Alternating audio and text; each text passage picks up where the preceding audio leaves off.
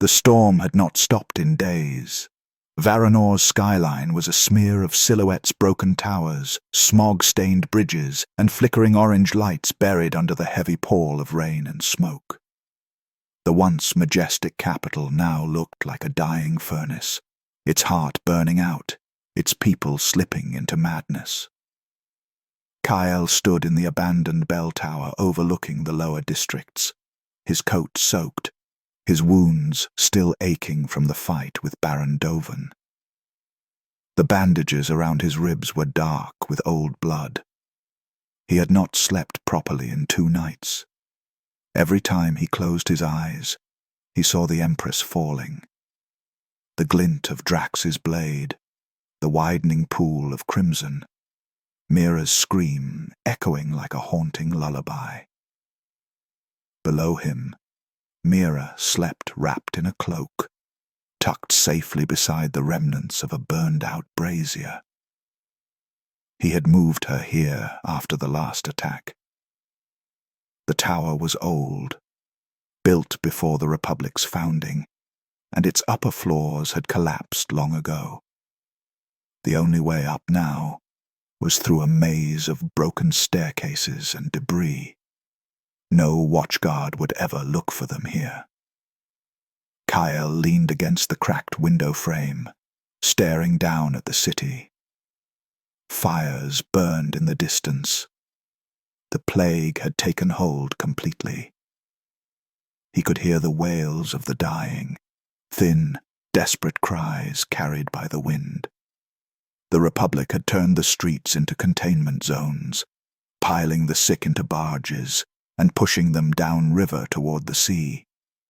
The watch patrolled with flamethrowers now, burning entire blocks when infection spread too fast. He tightened his grip on the railing. "This is what they call order," he muttered. "This is their justice."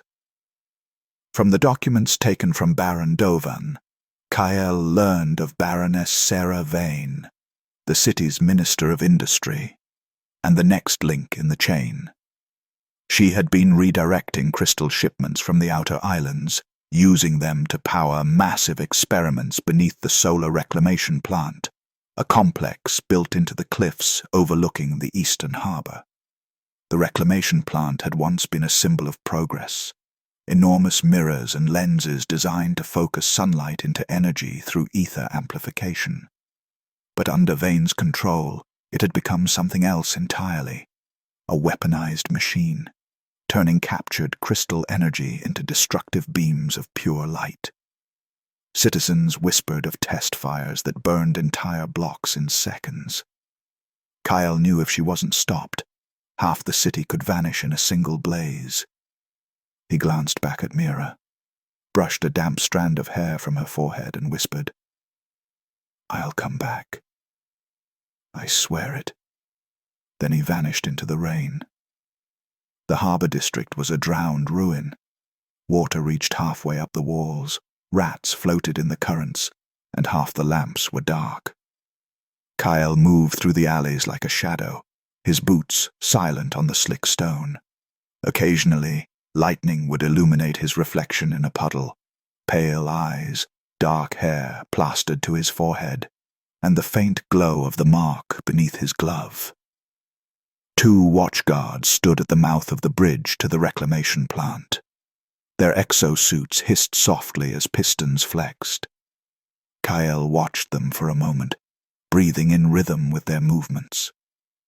Then, in a single breath, he blinked behind them. The dagger met flesh. The second fell before the first could even collapse. He dragged their bodies into the water and slipped onward, the rain washing blood from his hands. Inside the perimeter, pipes the size of tree trunks ran overhead, spewing steam and heat. The air shimmered from the pressure. Every surface was slick with condensation and oil. Kael pressed himself against the wall, blinking between shadows, passing guards and engineers who had long since stopped questioning the smell of death. When he reached the lower turbines, he found something new. Twisted corpses slumped over machinery, their skins scorched and glowing faintly blue. Their veins pulsed with crystal light. Vane had been experimenting on workers, infusing their bodies with raw ether. Some had survived and turned feral. From the darkness beyond the turbines, one of them emerged, a gaunt figure with crystalline growths along its arms and back. It shrieked, voice splitting the air. Kael drew his dagger, sidestepped as the creature lunged, and plunged the blade into its throat. Crystal dust burst out like sparks, burning his cheek. The mark pulsed violently, almost reacting to the corrupted energy. He felt dizzy for a moment, as though the world flickered between two realities. "What have you done, Vane?" he whispered, steadying himself. At the heart of the plant stood the mirror tower, a spire of polished glass and brass that reached into the storm clouds above. Enormous lenses rotated slowly at its peak, channeling sunlight from the storms into ether conduits. Each pulse of energy sent a blinding flare through the fog. Kael climbed the tower's exterior, hands slick with rain, boots slipping against smooth metal. Each move had to be perfect. One mistake and he would plummet hundreds of feet into the harbor below. Steam vents hissed unpredictably, and lightning crawled along the sky in silent forks. Halfway up, a squad of guards patrolled a maintenance bridge. Kael crouched under the railing, waiting for the right moment, then blinked behind the last man. One by one, they fell into the storm below, swallowed by the darkness. Only the hum of turbines and the roar of thunder remained. At the top, he found Baroness Sarah Vane in a control chamber made of glass and brass, surrounded by glowing crystal coils. She stood at a massive console, her back to him, her silhouette framed by the violent light of the storm. "You should have stayed hidden," she said softly, her reflection meeting his in the glass. "You think you can stop this? This is salvation." Kael's voice was cold, low. "You call this salvation? You're burning the city alive." Vane smiled faintly, her pale lips curving. "Better to burn than to rot. The plague is cleansing the weak. I am finishing what nature began." She turned, revealing half her face disfigured. Veins of crystal running through her skin, eyes glowing like molten silver. The ether had consumed her. She raised her hand, and the room flared with blinding light. Kael blinked sideways, avoiding a beam that melted the wall beside him. He rolled, sliced the power conduit with his dagger, and the lights flickered. The mark burned in his palm, searingly hot. He extended his hand and bent the shadows in the room, making multiple echoes of himself move in different directions. Vane's light beams struck illusions, refracting wildly and scorching the mirrored walls. He lunged, cutting across her arm. Crystal shards splintered from her wound, glowing bright white. She screamed, shoving him back with a wave of energy that shattered the floor. Kael fell through a lower level, slamming onto a metal walkway. Pain exploded in his shoulder, and he gasped, clutching it. His arm hung limp for a second. He was bleeding again, more than before. He could feel his body breaking, exhaustion creeping into every muscle.